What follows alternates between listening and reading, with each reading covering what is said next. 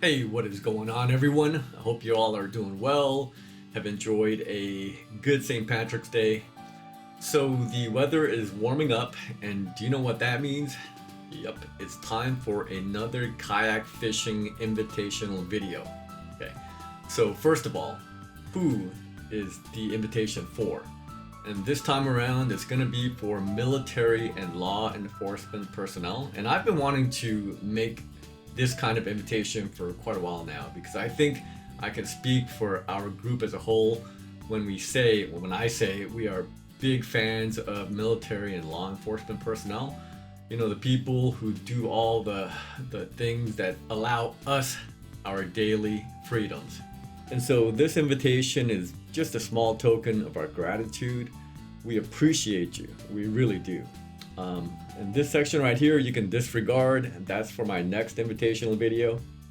Having said that, if you are new to the kayak fishing game and you are curious about where to launch, how to launch, where to go, how to read your fish finder, you might want to stick around because in the process of kind of describing this trip to the potential invitees, I'm going to describe all the details that you might find useful in terms of going out for your very first time or, first few times.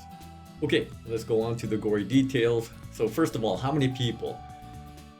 My general philosophy is when I take people out, I want to keep the group kind of manageable. So maybe like 3 people, assuming that there is demand, because if we have a small group, I can afford to give everyone a little bit of individual attention. And so to qualify, again, you have to be military, you can be ex-military, law enforcement. There is going to be some kind of an exam. It's going to go something like this. So let's say Officer Bob leaves Dunkin' Donuts with 24 donuts and is traveling west at a rate of 40 miles per hour.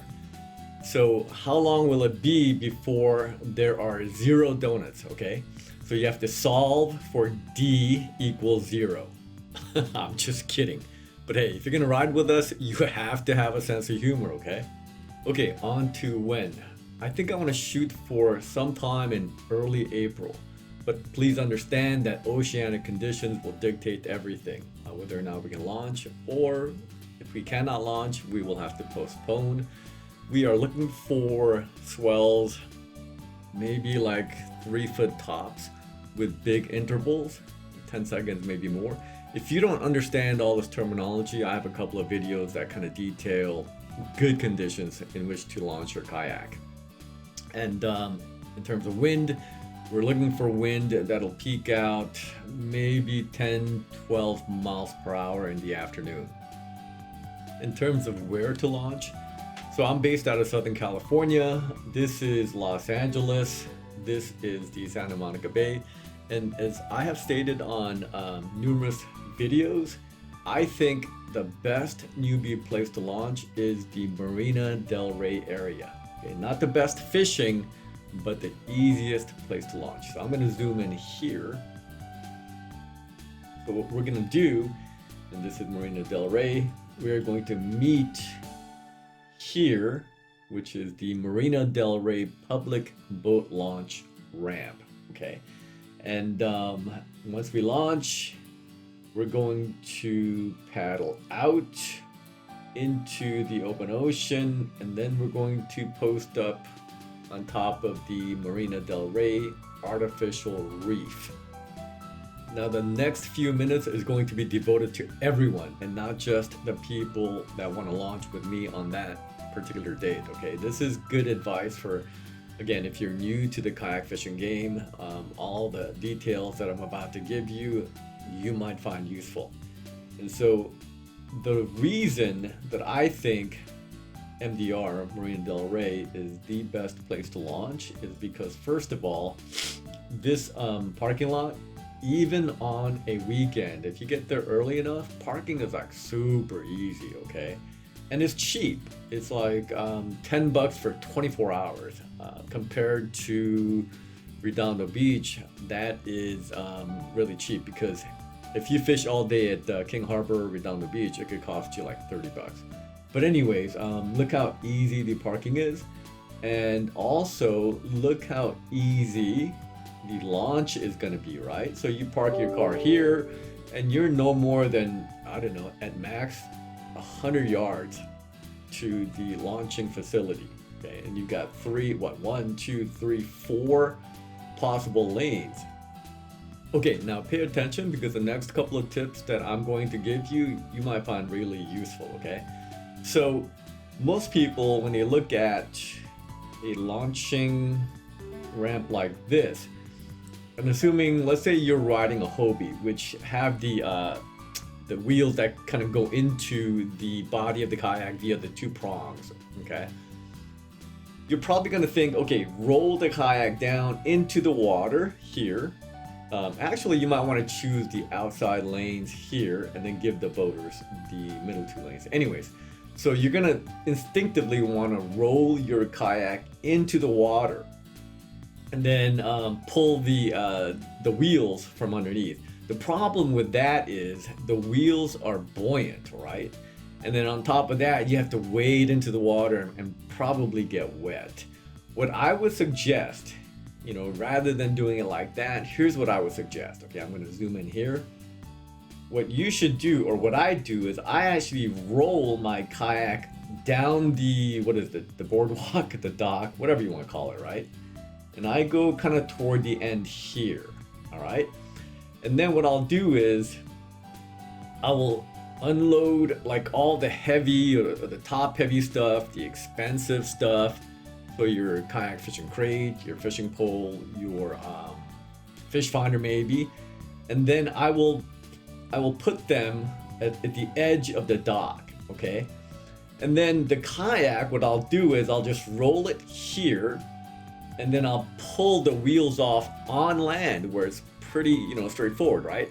And then what I'll do is I will position the kayak perpendicular to the dock. Okay, so it's not facing this way, but rather this way. I hope you can follow the mouse cursor. And then what I'll do is I will slide the kayak into the water. You know, be careful because the kayak can get tippy. So slide the kayak into the water, and then once you do, have some kind of like mooring rope or whatever they call it ready so that you can tie your kayak off to one of the what do you call them, the cleats or something like that. And then once you are situated, okay, you can then put all your expensive stuff back into your kayak, okay, and then board your kayak. Stay very, very low. And I'm going to show you an example of how to do that. So here, Indy, who is our in-house male model, is going to demonstrate how to board your kayak, all the while minimizing the chances of you tipping over. Look how low his center of gravity is. That's how you board your kayak. And then you are off to the races, right? Completely dry, completely safe, and completely easy. That's how I would do it. And here's another reason why I think MDR is just a great venue for newbie kayak fishermen. If you're not really familiar with your fish TV, your fish finder, Marina Del Rey, and specifically the artificial reef, is a great place to go practice. And here's why. Because the water is pretty shallow at around 60, 70 feet, all the structure on the bottom is going to be just in your face and just take up like half of your fish finder screen, right? And so if you're in like 300 feet of water, like what is this, about 30 feet of structure or something like that? Yeah, so if you're in 30 feet of water, like 30, 40 feet of structure isn't going to take up half your 2D sonar screen. It's just going to be like maybe 2 centimeters here.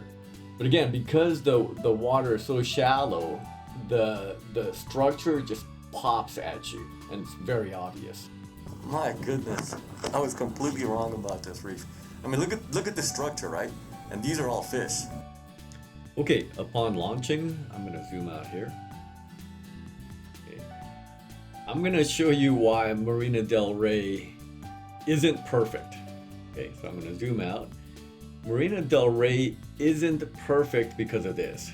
to launch from the public boat launch ramp and paddle out to get to the open ocean, I think I've measured it like 1 mile. So you have a 1 mile paddle just to get out into the open ocean. And by the way, do not camp out here and fish, because this is where all the boats and sailboats and power boats come in and out. So, don't hang out here.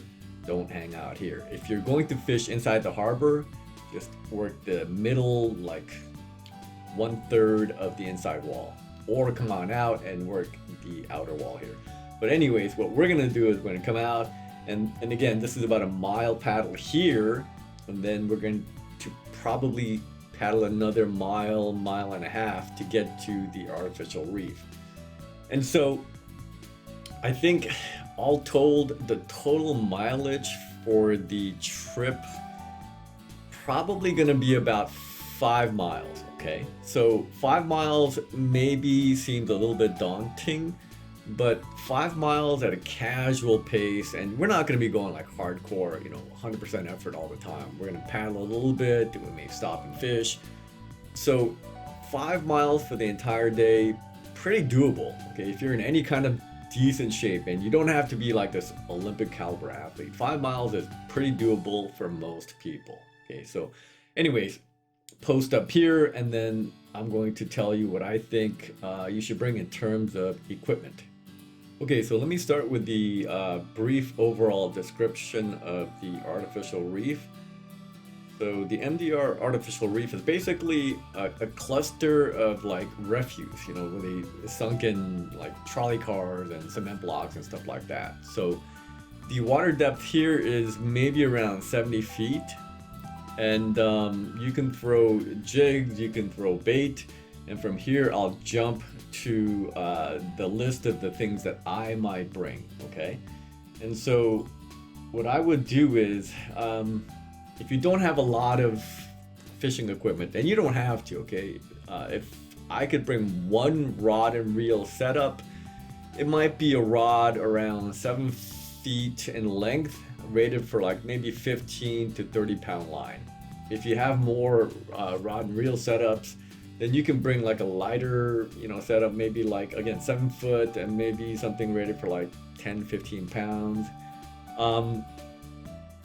I like using braid with a bumper of mono or fluoro. I believe in the lighter line gets more love from the fish, especially when the fishing conditions are tough.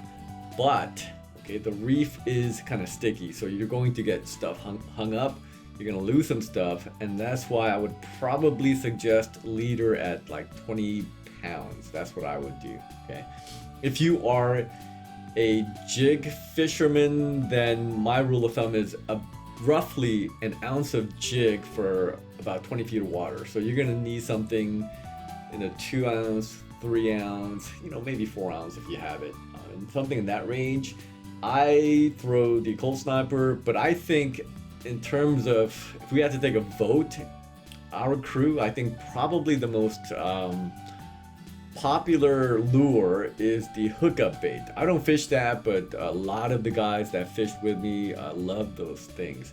I couldn't tell you how to fish it, because I don't fish them. I don't know what kind of action you need to impart. But yeah, a lot of people like the hookup baits. If you are a bait fisherman, okay, and I think bait fishing, you're probably going to have the best chances at bringing stuff home, okay?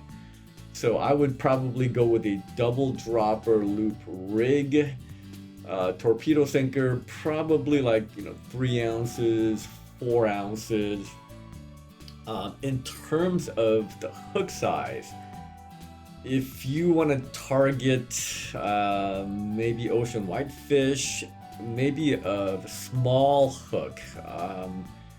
How do the hook sizes work? Like, does it go from like a really big number as being really tiny, like 10.8 is really tiny, and then goes to 5.4?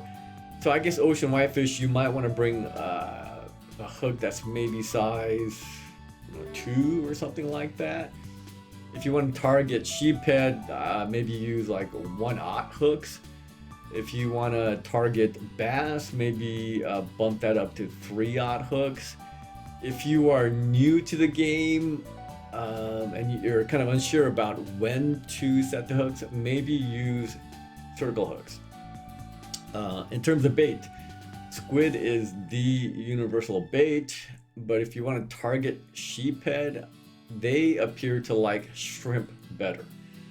Okay, so that pretty much wraps up the list of equipment that I would bring.